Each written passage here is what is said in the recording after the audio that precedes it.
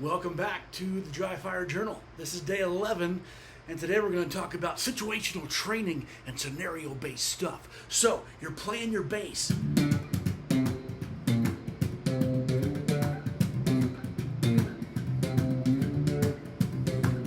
you got to draw your gun. That's ridiculous. So listen, let's talk for a moment. How many times do you make the mistake? Give me one moment.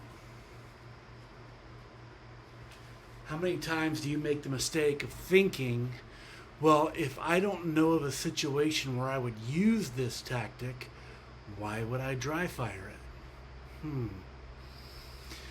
It's also tempting to make up scenarios to justify whatever it is we're good at. And it's ridiculous.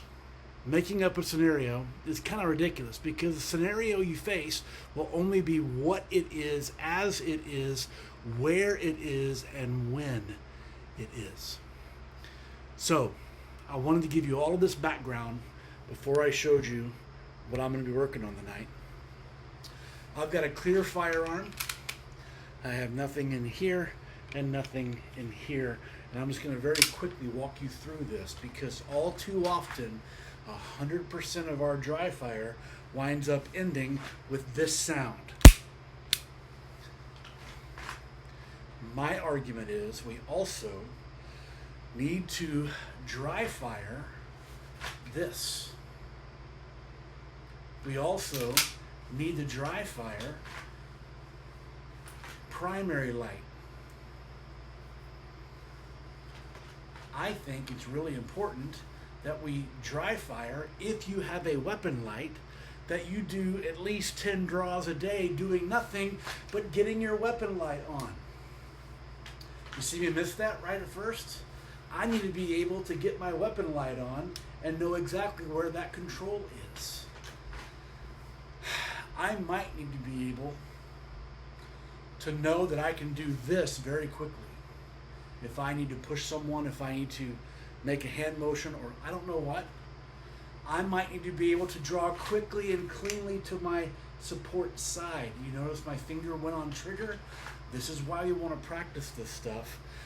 As you work on trigger press, as you work on finding your sights, as you work on finding your dot quicker on presentation from concealment, as you work on all the things you work on, my point here is that I believe we need to always be putting in 10, 15, 20 reps of non-press.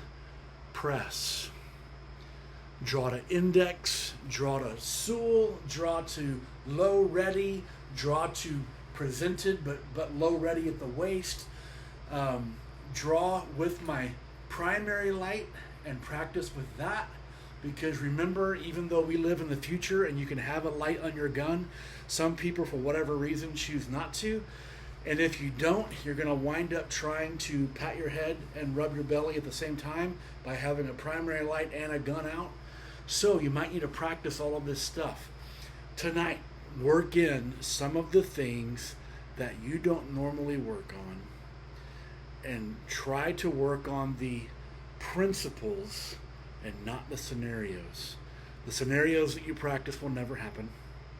So try to expand your palette of what you can do with a little bit of subconscious competency. Have a great night, guys.